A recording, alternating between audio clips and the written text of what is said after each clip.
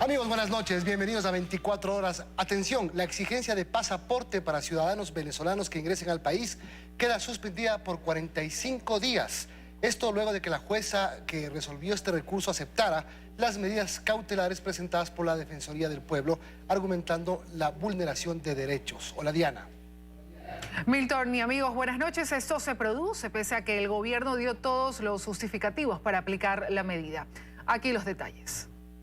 7 días después de que el gobierno del Ecuador solicitó como requisito de ingreso al país la presentación de pasaporte para los ciudadanos venezolanos, la medida quedó sin efecto. Le tomó 5 horas a la jueza de la Unidad Judicial Tercera de la familia, Judith Naranjo, escuchar a las partes procesales que argumentaban a favor y en contra de la medida. La magistrada determinó que con esta decisión se vulneró una serie de derechos, entre ellos la libre movilidad, por lo que resolvió suspender por 45 días la ejecución del acuerdo ministerial que implementó este requisito. Este es un triunfo histórico de la justicia, es un triunfo histórico de los derechos humanos. La jueza lo que ha hecho es sumarse al pedido y al clamor del Ecuador, de América y del mundo. Nosotros respetamos la decisión judicial, pero no la compartimos. Concluido el plazo de los 45 días, se deberá realizar un análisis del flujo migratorio. La Defensoría Pública se adelanta a señalar que el gobierno no podrá insistir en este requisito.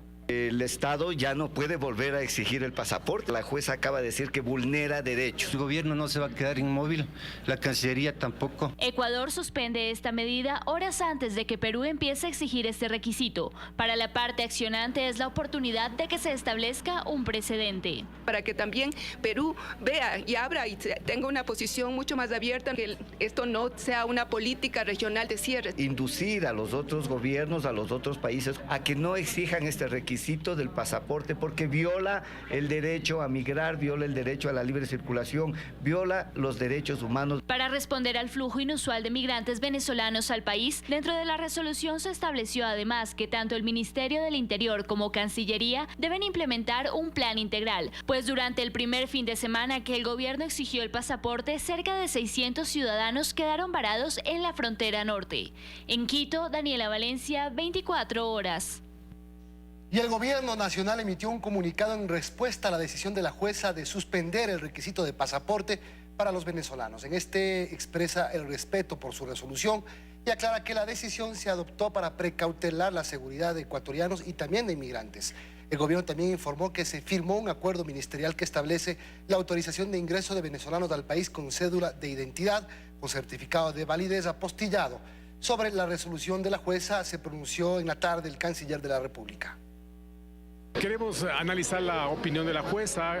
Tenemos entendido que la resolución habla de que la prohibición estaría vigente durante 45 días.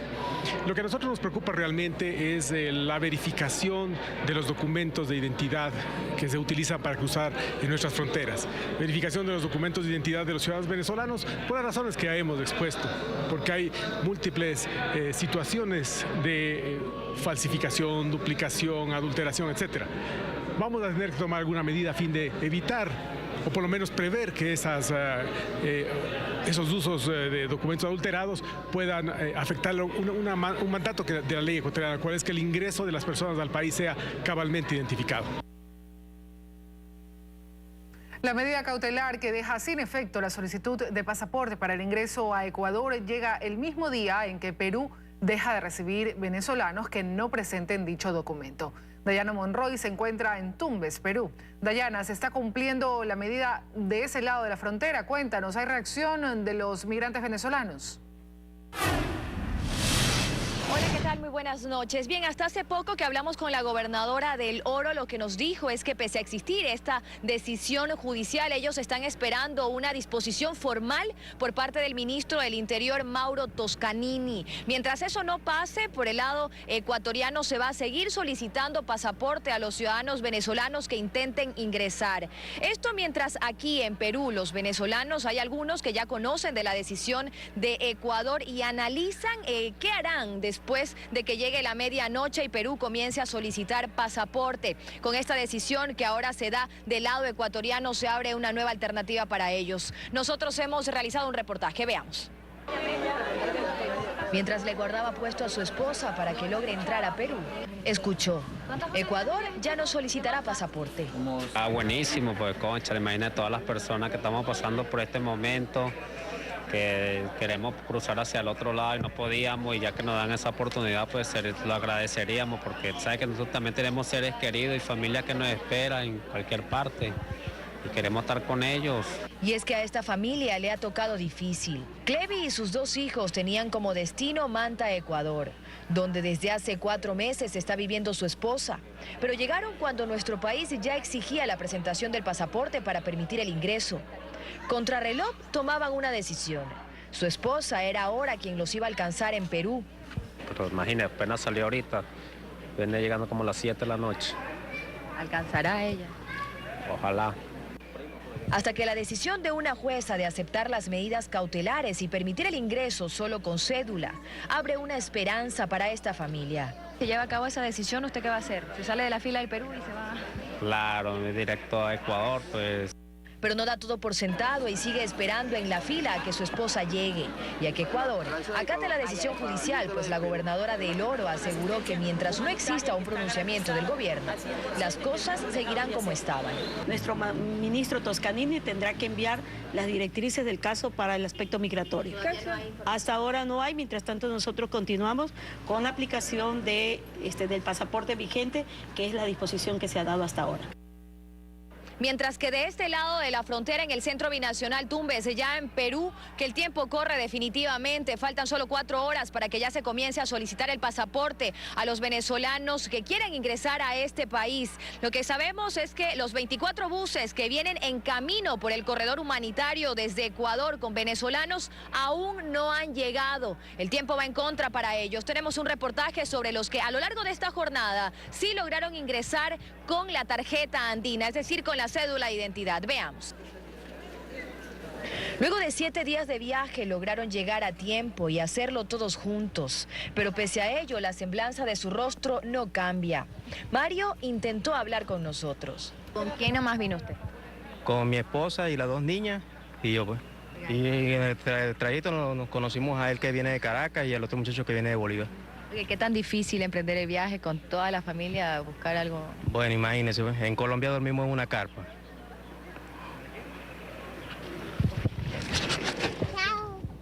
No puede seguir, nos pide disculpas y se marcha con su esposa, Samantha y Santi. Jesús Gerardo, en cambio, vino solo. Salió de Venezuela el 8 de agosto, en bicicleta. Simplemente que este momento lo tomo de este país como una vía de escape de una emergencia en este momento. Pero yo siento que en todos los venezolanos hemos pensado así, que es un momento que estamos viviendo y lo estamos viviendo y creemos que el futuro vamos a regresar a nuestra nación. Es viudo y dejó a sus hijos en su país. Pese a lo difícil, insiste en traer a la conversación el nombre de una película. Hacemos la historia de la película La vida es bella. Es que sonreír en los momentos difíciles. Y yo le digo a todos a los venezolanos y a los peruanos que nos están recibiendo de que, oye, denle una mano amiga, que en este momento la necesitamos, de verdad. Quizá un ejemplo sea lo que vive hoy Jesús. Por fin, después de 4 meses, vuelve a ver a su hijo, a quien dejó de 3 en Venezuela.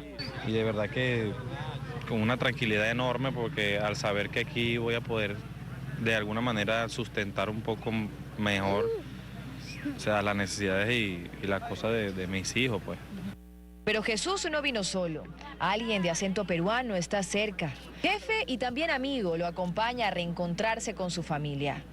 Hicimos un taller de refrigeración en la ciudad de Salomía y estamos trabajando los dos, gracias a Dios que sabe bastante y de la cual yo estoy aprendiendo de él también. La noche de ayer fue incómoda, pero al menos los cientos de venezolanos que improvisaron una cama durmieron tranquilos. Quienes están en esa misma fila hoy definitivamente intentan que el tiempo deje de correr. Bien, a esta hora en el centro binacional hay poco flujo de personas, cosa que va a cambiar, sabemos, en cuestión de minutos. Cuando lleguen los 24 buses con venezolanos que están ya en camino, nos han dicho que será cuestión de 20 o 30 minutos para que ya estén aquí. Nosotros obviamente vamos a estar presentes y a tomar todas las impresiones de las personas que llegan y también vamos a estar presentes durante la medianoche cuando ya Perú comience a solicitar pasaporte. Recordemos que Perú es el segundo país que más ha acogido a venezolanos Y recordemos también que pasaporte es un documento que pocos de ellos portan. Tengan ustedes muy buenas noches. Buenas noches, Dayana. Gracias por el informe desde Tumbes, en el Perú, en la frontera sur. Vámonos ahora a la frontera norte, porque los venezolanos que llegan a Rumichaca no logran ingresar al país con tarjeta andina, pese a la resolución de la jueza Naranjo. Jairo Jacome, buenas noches desde Rumichaca. Cuéntanos qué ocurre después de las 5 de la tarde de la resolución judicial. Gracias, buenas noches. En Migración Rumichaca no se permitió el ingreso de venezolanos con la tarjeta andina porque no han recibido ninguna disposición expresa que autorice el sello de estos documentos, generando malestar en quienes no logran seguir su viaje. Escuchemos. Tengo mi carta andina, pero dijeron que hasta las 10 de la mañana nomás que habían dado eso. Y he pasado todo el día aquí, mire. La tengo y todavía no me la han sellado, no me la quieren sellar. Si tú no tienes sellado la entrada aquí a Ecuador, cuando lleguemos allá a Perú, nos van a devolver, van a decir, no, pero es que no tienen sellado por Ecuador. Pese a estos inconvenientes, hay quienes están dispuestos a seguir su camino e intentarán ingresar a Perú, así sea de ilegales. Ahora ya sería difícil ya ahí hacer lo posible para pasar para allá, así sea por trocha, por como sea, pero para pasar. En nombre de Dios, tenemos que llegar, juro, obligado, Diosito tiene que ayudarnos, tenemos que pasar. En horas de la tarde terminó el traslado de venezolanos desde Rumichaca hasta Huaquillas, con más de 1000 migrantes como beneficiarios del corredor humanitario. Este es el ambiente que se vive al momento en Rumichaca, con escasa afluencia de venezolanos en este punto fronterizo. Con este reporte continuamos con ustedes, compañeros, y más información. Buenas noches. Buenas noches. Y el municipio de Quito, a través de la Secretaría de Seguridad, emitirá una resolución para la intervención guiada de los venezolanos que se encuentran en el espacio público. Esta acción se llevará a cabo a inicios de la próxima semana. Por pedido del Ministerio del Interior y de la Policía Nacional, el municipio de Quito, a través de la Secretaría de Seguridad, emitirá una resolución de intervención guiada a los improvisados campamentos donde permanecen varios ciudadanos venezolanos en el norte de Quito. ¿Por qué es una intervención guiada? Porque no lo va a liderar la Policía Nacional, lo va a liderar los organismos técnicos como son el MIES, la Cruz Roja, los organismos técnicos de la Secretaría de Seguridad y de la Secretaría de Inclusión. Ellos son los que hacen el primer acercamiento solicitándole a la gente que vaya a los CTTs. Esta intervención se realizaría a más tardar entre el lunes y el martes de la próxima semana. En este momento habría un número aproximado de 130 personas viviendo en estas circunstancias, por lo que el municipio reitera que dispone de 235 alternativas para el traslado. No existe pretexto para que se queden en el espacio público. Bajo ese parámetro, nosotros tenemos que cumplir también las dos cosas. El primero, llevarlos a condiciones dignas, pero también el segundo, que es que se cumplan las normas que rigen al Estado ecuatoriano y en específico a Quito, las ordenanzas metropolitanas. Pues ya se han generado inconvenientes en los centros temporales de tránsito entre miembros de la misma comunidad de venezolanos. Desde la Secretaría de Inclusión reiteraron que quienes ingresen a estos centros temporales podrán quedarse en primera instancia hasta 5 días. Estamos hablando que nadie sale del espacio a estos 5 días si no se tiene una respuesta para cada una de las problemáticas. Sin embargo, estamos siendo igual muy claros que son centros temporales de tránsito, no albergues. Así que por eso este día lunes empezamos ya en el CTT de La Delicia a hacer estos cierres temporales por grupos familiares. Es decir, se analizará el caso de cada persona para poder brindar la atención adecuada de manera planificada. En Quito, Jorge Loaiza, 24 horas. Bueno, y el mayor éxodo que ha experimentado Latinoamérica en los últimos 50 años es justamente este, el venezolano. A la fecha, más de 2.3 millones de ellos abandonaron su país. Conozcamos cuál es la ruta que siguen para escapar de la crisis y en qué países decidieron quedarse con sus esperanzas. Imágenes como estas hemos visto en los últimos meses. Para algunos se han vuelto comunes ya. Sin embargo, se trata de la mayor migración masiva de los últimos años en toda la región. Solo en un día, más de 50.000 venezolanos cruzaron la frontera con Colombia. Huyen de la escasez de alimentos, medicinas, inseguridad del gobierno de su país.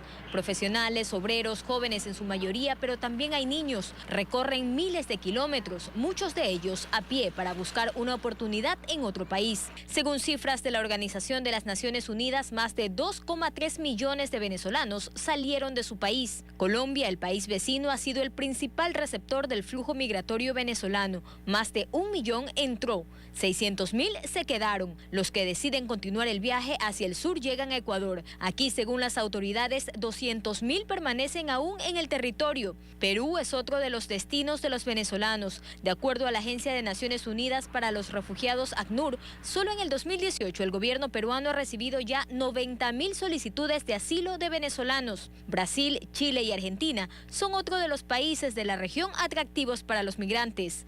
Joana Ramos, 24 horas. Más noticias, amigos. El relator especial para la libertad de expresión de la Comisión Interamericana de Derechos Humanos, CIDH, leyó su informe borrador de la situación en Ecuador.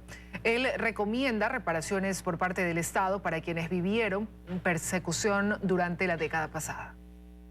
Que son al menos 60 personas a quienes el Estado debería reparar, explicó el relator especial para la libertad de expresión de la CIDH, Edison Lanza. Es una cifra global, digamos, que involucra a periodistas, a directores de medios, a defensores de derechos humanos, a manifestantes, una serie de casos que también nos resultan emblemáticos. Sobre esto concuerda el director de Fundamedios, César Ricaurte, quien explica las persecuciones en la década pasada. Que se proceda a reconocer y a reparar a las víctimas y que como país digamos nunca más persecución a la prensa, nunca más persecución a los periodistas y que se castigue a los culpables. Las más altas instancias del Estado ordenaron esa persecución contra los periodistas. Este es apenas uno de los puntos que señala Lanza en su informe preliminar. Entre los desafíos, explicó, está la pronta consolidación de las reformas a la Ley Orgánica de Comunicación.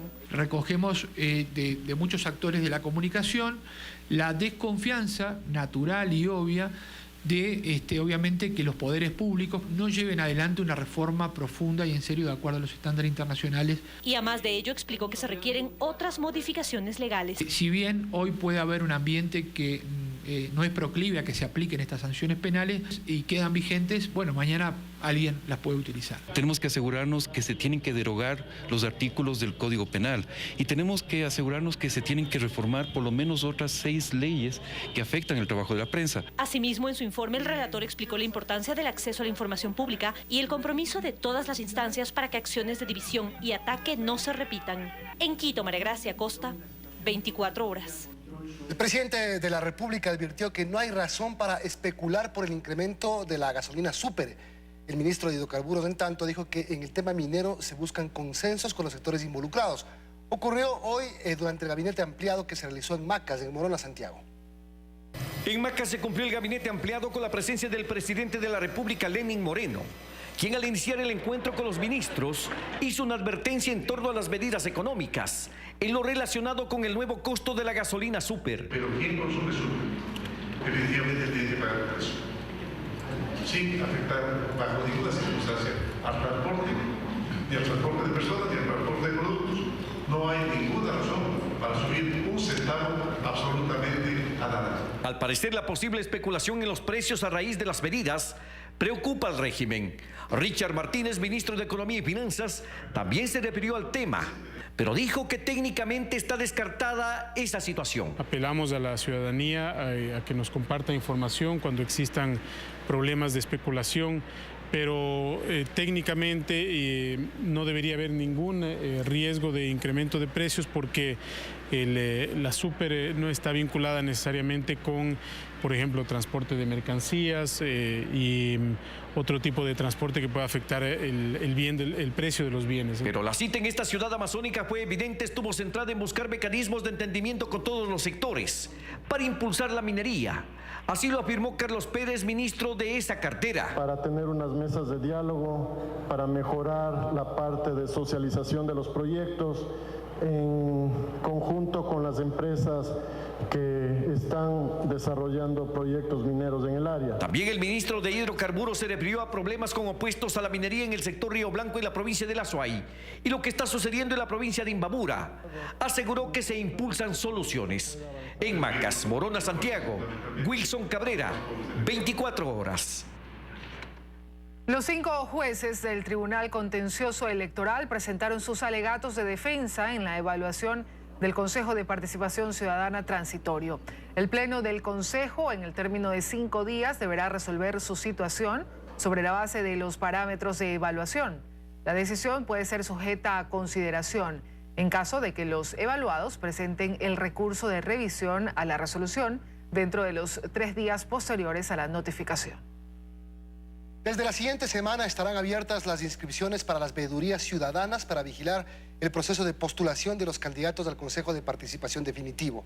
Además, el Consejo Electoral amplió el plazo para la legalización de partidos y movimientos políticos. 4 de los 5 miembros del CNE exhortaron a las organizaciones políticas que están en proceso de inscripción a presentar los documentos que les hagan falta para su registro. El plazo vencía este viernes y se amplió hasta las 17 horas del 31 de agosto para que puedan obtener su personería jurídica para las seccionales del 2019. 80 están en proceso y todavía hay 66 para verificación. Esta es una estadística elemental para obtener en cuenta lo que está ocurriendo en el siguiente periodo de anticipo al proceso eleccionario.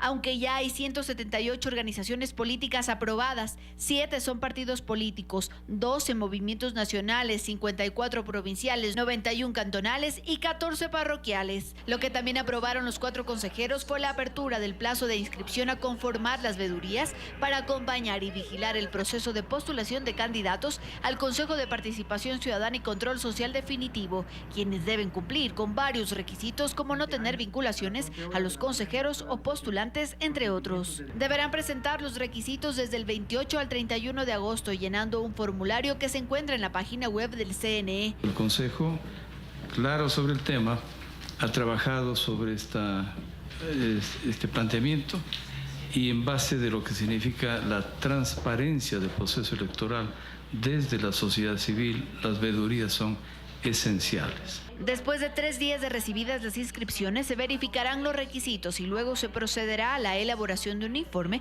que será conocido por el Pleno del CNE. En Quito, Andrea Samaniego, 24 horas. Luego de 24 horas de los violentos hechos en el control policial de Mascarilla en la provincia de Imbabura, se retomó la vigilancia. El presunto causante de la muerte de una persona está privado de su libertad.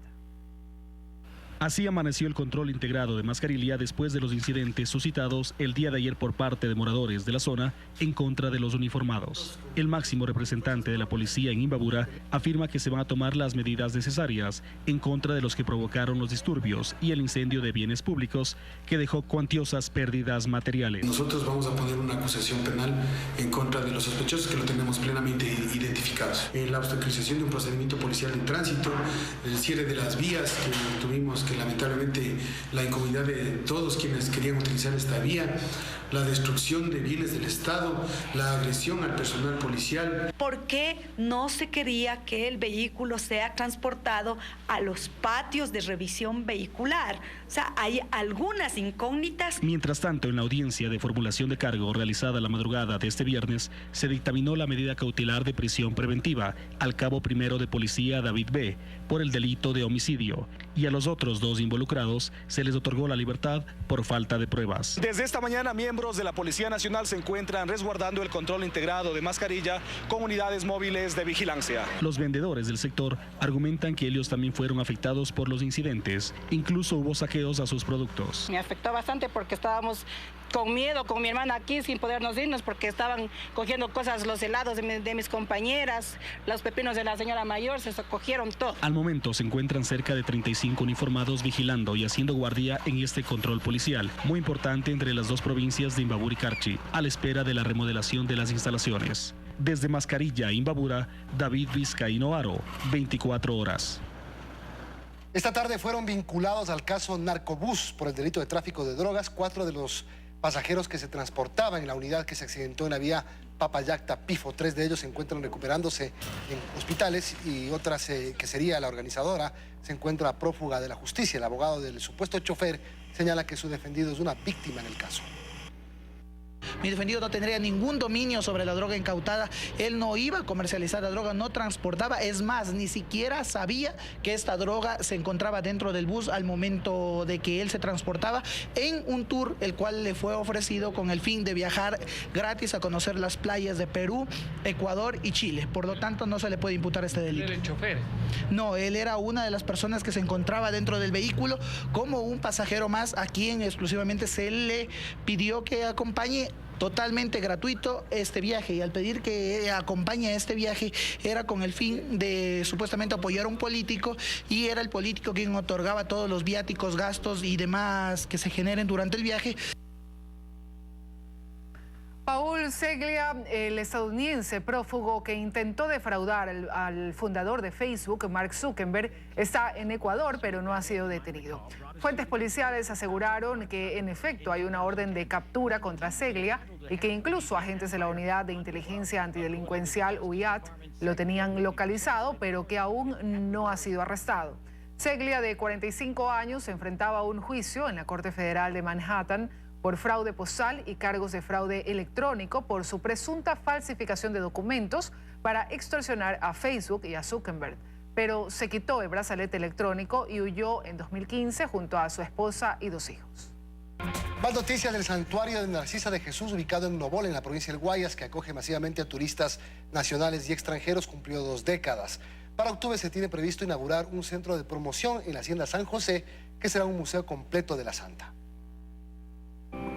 Al menos 3 veces al año Ana llega hasta aquí, el santuario de la Santa Ecuatoriana Narcisa de Jesús en Nobol, y lo hace con mucha fe. Sí, ella hace muchos milagros y eso yo quiero. Mariela, en cambio, cada que puede visita el santuario para cumplir una promesa que hizo hace años. Mi marido fallecido era muy devoto de Santa Narcisa de Jesús. Como Ana y Mariela, solo en el 2017 llegaron 458.417 peregrinos, un promedio de 38.201 visitantes mensuales. Se ve la necesidad de que Narcisa tenga un santuario para que justamente todos los devotos del país pues puedan tener un sitio para las celebraciones de la Santa Misa. Y cuya particularidad son estos vitrales que narran en secuencia la vida de la Santa. Al llegar al altar, en la parte superior hay otro vitral en forma triangular que hace alusión a la canonización de Narcisa de Jesús en Roma. Bajo el altar, en esta urna de cristal, está ella, Santa Narcisa, su cuerpo incorrupto frente al que muchos rezan, lloran, pero también sonríen porque encuentran dicha. Encuentran un sitio de paz,